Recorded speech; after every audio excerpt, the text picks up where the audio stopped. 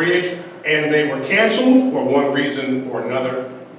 And then finally the march began, and it was a 5-day march, 50 miles, but it took them 5 days, and they arrived in Montgomery on March the 25th. And that's the day that Dr. King gave one of his most notable speeches. Let's see if this works. If not, I may need somebody to do it for me.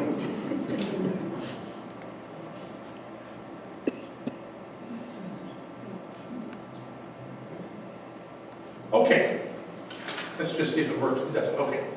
So here's the first point I want to make. The struggle for voting rights for African Americans is largely connected to the 15th Amendment. This is the actual language of the 15th Amendment. The right of citizens of the United States to vote shall not be abridged by the United States or by any state on account of race, color, or previous condition of servitude. Race and color, meaning that even if you weren't a slave, even if you were not in bondage, even if you were a free person, you were historically denied the right to vote because of race and color. The third category, or previous condition of servitude. And so those three categories are all lumped together. And in the final clause, the Congress shall have the power to enforce this article by appropriate legislation adopted on February the 3rd of 1870. Next slide, please.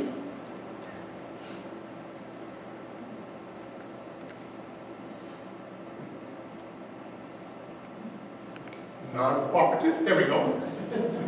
There were, in fact, several other amendments to the U.S. Constitution, all of which worked to expand voting rights. So the 19th Amendment, adopted in 1920, which gave the right to vote to women. The right to vote shall not be abridged on account of gender or sex. Now bear in mind that for 50 years, theoretically, African American men had the right to vote while their white female owners, theoretically, did not. You can imagine the conversations around Southern dinner tables when former slaves were going to cast their votes and their former mistresses were by law prohibited from doing so. So of course the 19th Amendment took care of that, but it was 50 years later. The 24th Amendment outlawed the use of the poll tax. Poll taxes were not just used for African Americans. Many people living in poverty, many white people also suffered under the poll tax, which simply meant you had to post an amount of money with the court in order literally to buy access to the voting booth. You were taxed at the poll. $5, $10, sometimes it was a $50 poll tax paid to the county, refundable when you left. Who had $50 to post for the right to vote in both primary and general elections?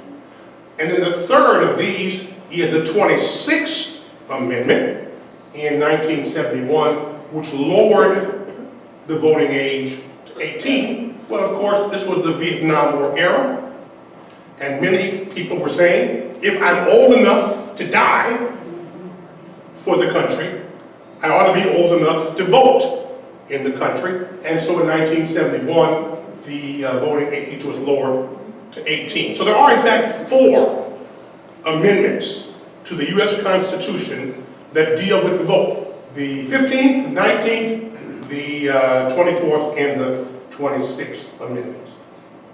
Now, thank you. The next slide talks about voting rights during the so-called Reconstruction period. Reconstruction defines the years of 1870 to 1876, from the time the voting rights of African Americans was established until the time it began to be chipped away.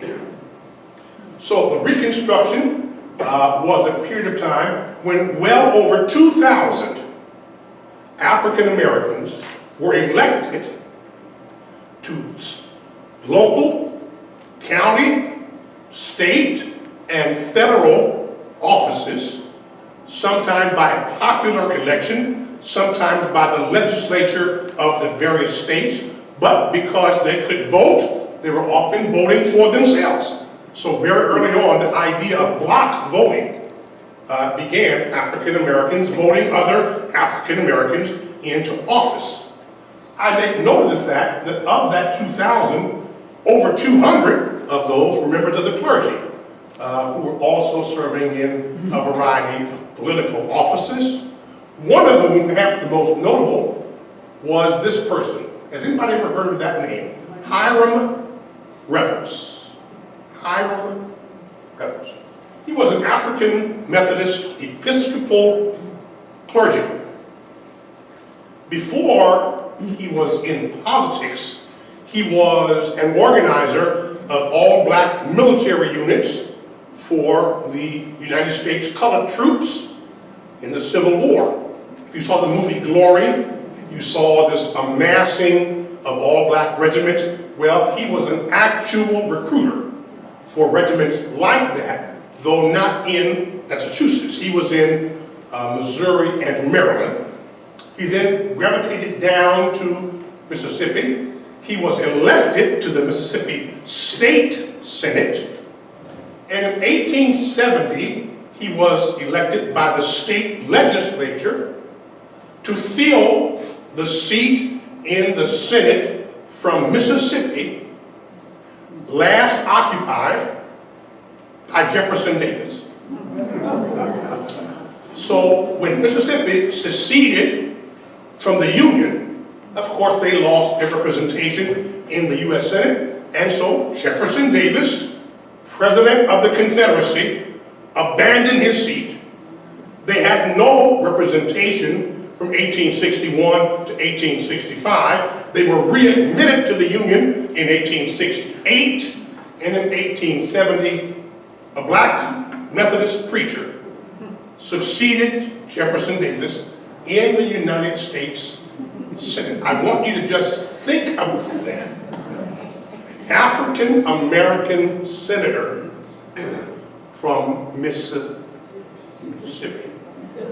Just think about that. Okay.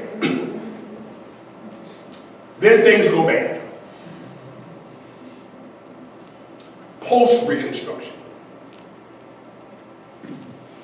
Note I said 1877 with no end date. I'm not sure there's been an end date to post-Reconstruction. Post-Reconstruction was defined by one election. Whatever progress was being made for voting rights for African Americans was undone by a single election in 1876. Two men running for president, Samuel Tilden of New York, Rutherford B. Hayes of Ohio. They got an equal number of electoral votes. Therefore, the election went to the House of Representatives. How do you swing them? Bear in mind that from the end of the Civil War, the Union Army was stationed in all the former Confederate states to protect the freedmen from reprisals by their former owners, and since 1870, to protect their right to vote. There was no change of heart in southern states. There was no concession that once the Constitution had been amended, we should fall in line.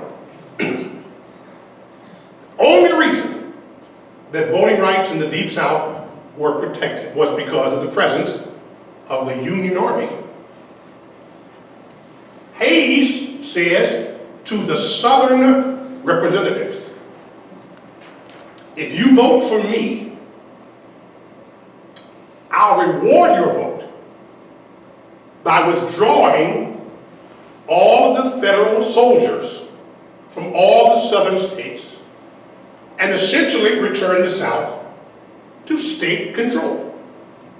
The Democratic Party, largely comprised of the former Confederates and the former slaveholders.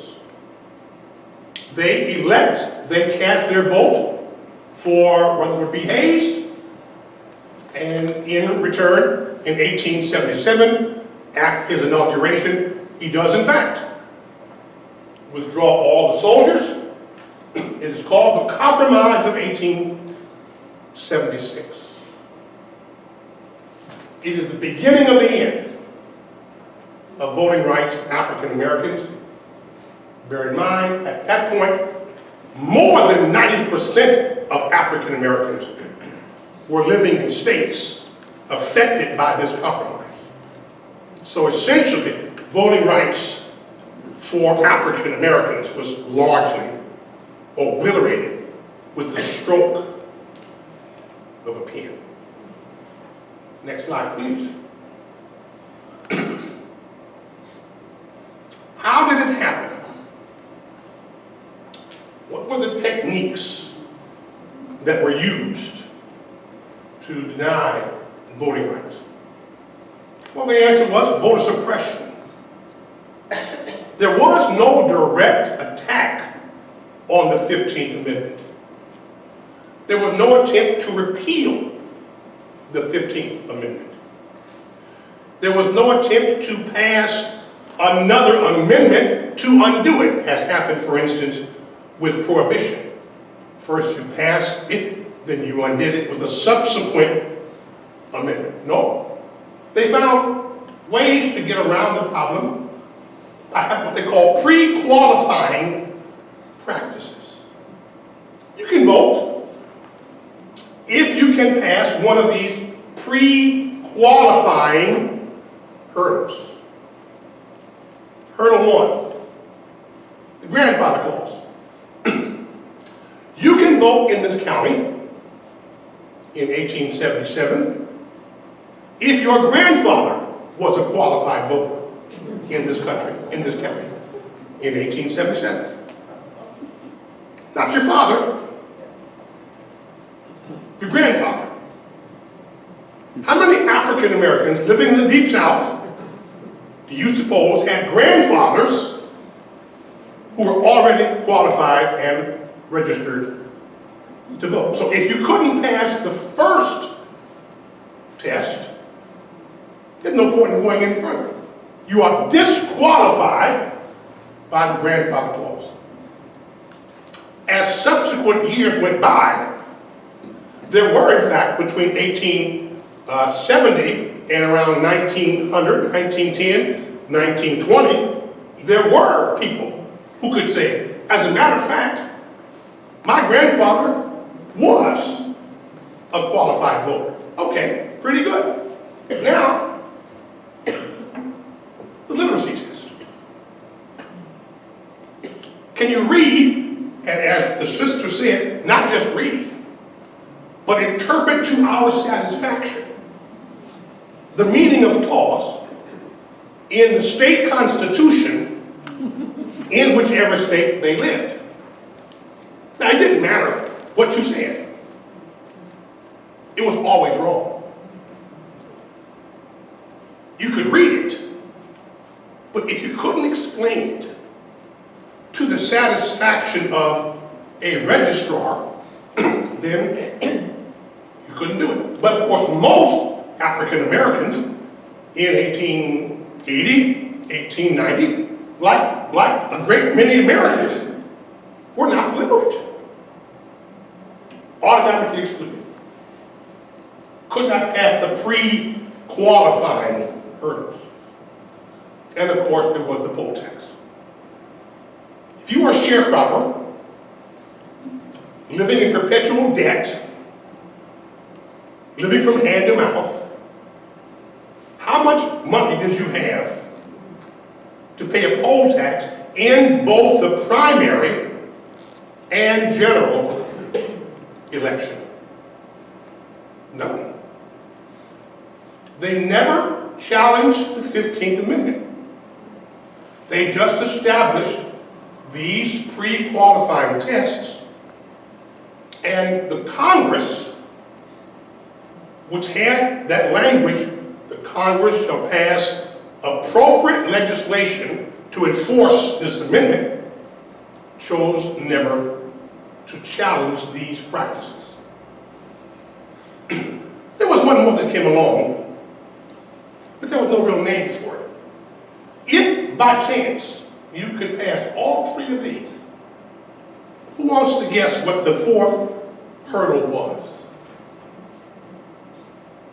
How many bubbles do you suppose are in a bar of soap? How many bubbles could be produced by a bar of soap? Well, of course, they didn't say what size the bar of soap was. They didn't say, you know, was it lava soap, you know, or which got almost no bubbles. So in other words, if you could pass these, unlikely, there was always something else. And whatever your answer was, it was always wrong. So black voting rights, approved in 1870, was blocked by pre-qualifying hurdles.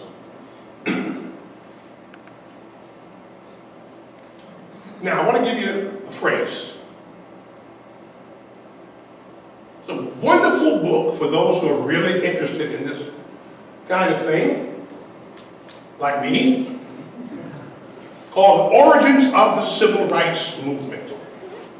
Tries to talk about not the movement itself, but the preceding events, conditions, circumstances, practices, and problems into which the civil rights movement was launched. And in that book, the author, Alden Morris, described what he called the tripartite three-part system of oppression. If you really want to understand what it was like to be black in America, especially in the South, from 1877 for a long time, then these three steps must be kept in mind. One, do everything you can to keep the black population in as much poverty as possible. And do that by limiting their vocational options. Now, most African Americans were involved in agriculture, sharecropping. Here's how it worked. You would rent a plot of land. You would plant some crop. Sugar cane, cotton, tobacco, rice, indigo, wheat, whatever the crop was. But you would have to rent tools from the owner. You'd have to acquire seed from the owner. You lived in a shack owned by the owner, so there was rent. And if you ever drew anything from the owner for food or other commodities, all of that was kept track of. At the end of the year, They would then tally up the value of your crop and measure that against how much you owed. Well, surprisingly, you always owed more than the crop was worth. Then they passed a law that said you cannot move off the plantation if you are in debt. So you're stuck there. If you try to leave, it becomes a felony. You can be arrested. You can be sent to prison. So the next year, you plant another crop. And the same thing happens. And the next year, you plant another crop. And the same thing happens. And you end up being deeper and deeper and deeper in debt. And nobody allows you to work in any other field. So keep them impoverished.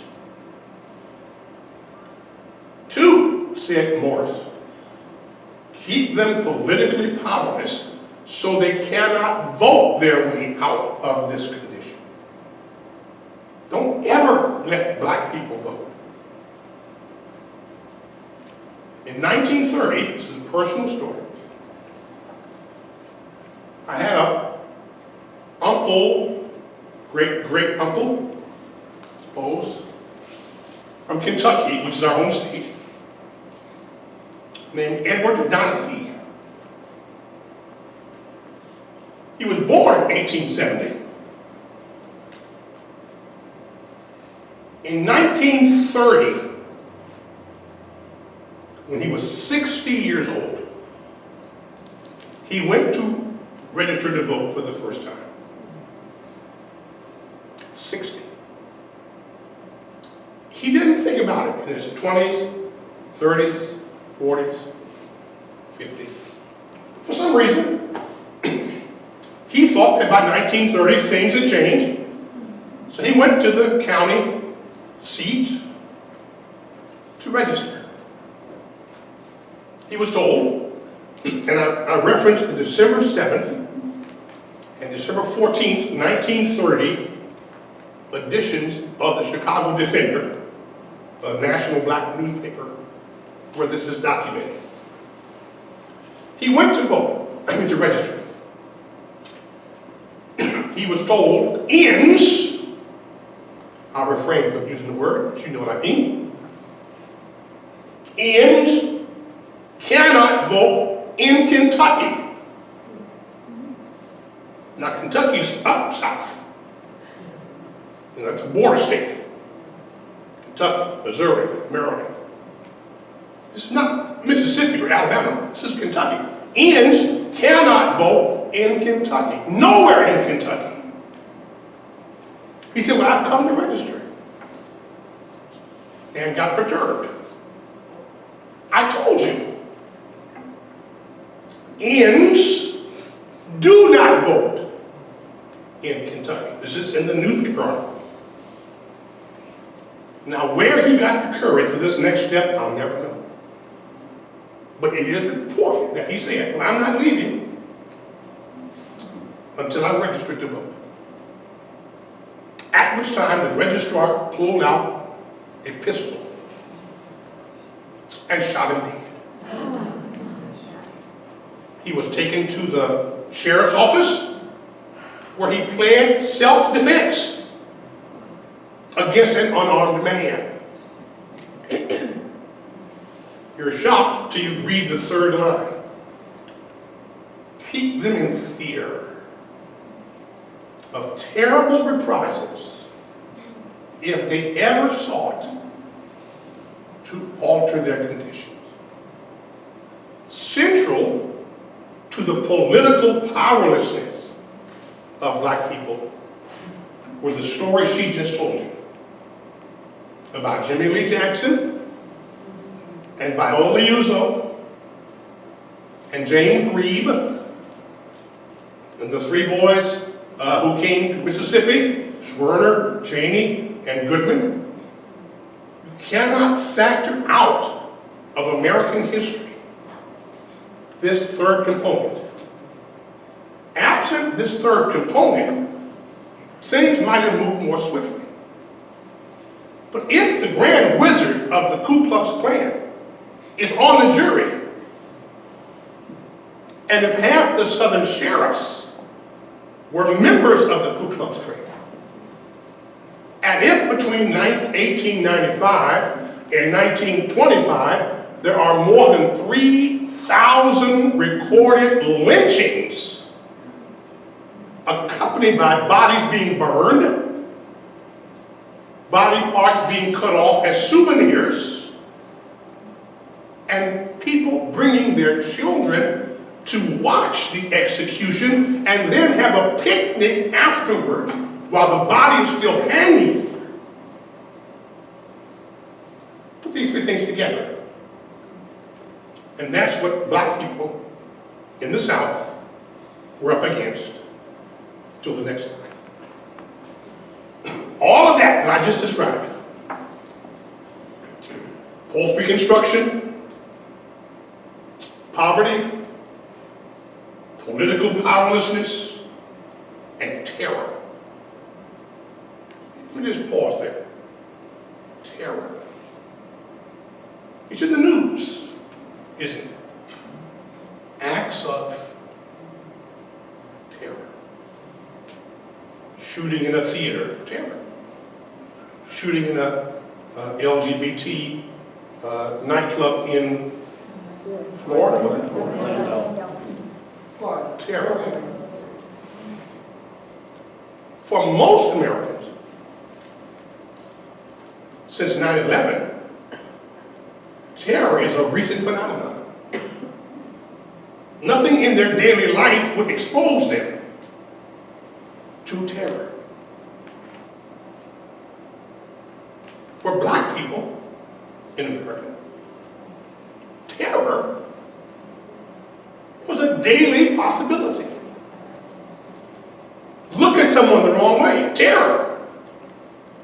Speak out of line to someone, terror could follow. My hometown in Chicago, 1955, Emmett Till from Chicago, suburban Chicago, went to Money, Mississippi to visit an uncle. In town, he was not accustomed to Southern mores, Southern traditions by which young black men spoke in public. He didn't know anything about that. He saw a white woman. He said something, I don't know what he said, but she didn't like it. She told her husband. He got a friend. They went to the house where he was staying. They took him out. Just took him out. Beat him. Shot him. Tied the motor of a cotton gin around his neck with barbed wire and threw his body into a river. Of course, there was a trial. How long was the trial for Jimmy Lee Jackson or for Jonathan? 97 minutes? 96 minutes? The trial for the murderers of Emmett Till took 45 minutes. Before all of them were found not guilty, and they said, we could have done it faster, but we wanted to have a cigar and a Coca-Cola. They didn't go back to consider the evidence. It was a foregone conclusion. There would be no accountability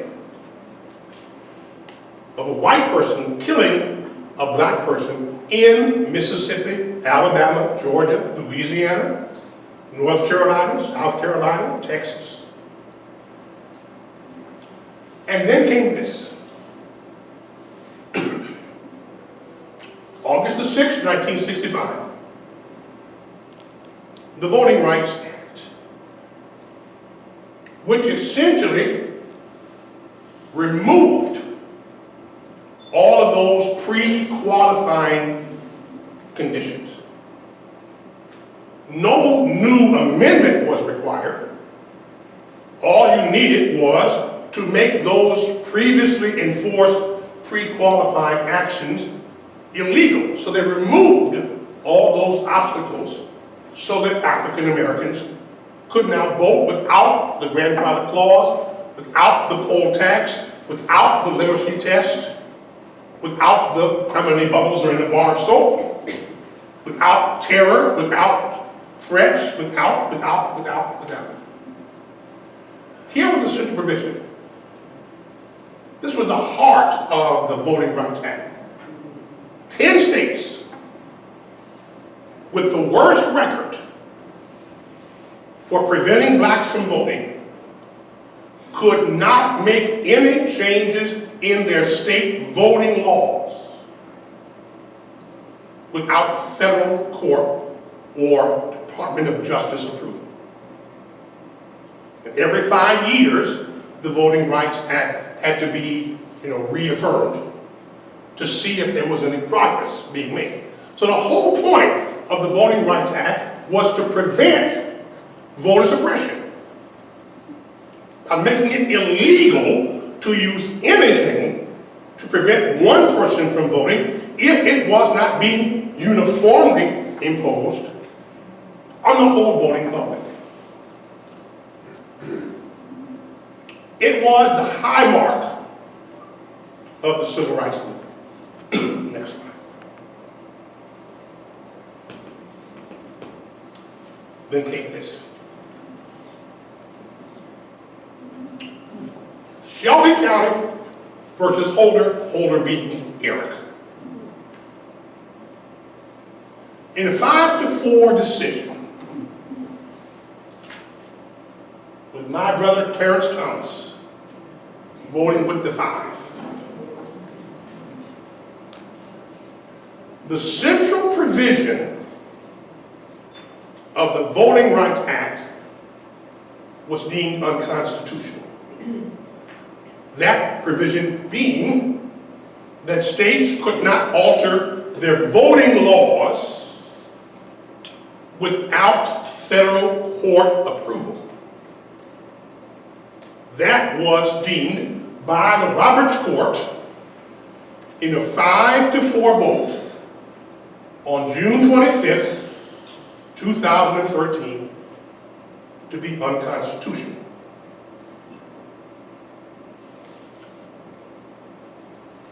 That unleashed the next slide.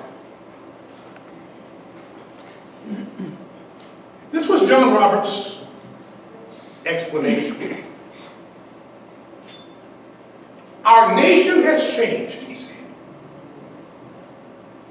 We don't need the Voting Rights Act because the 2008 and 2012 presidential election proved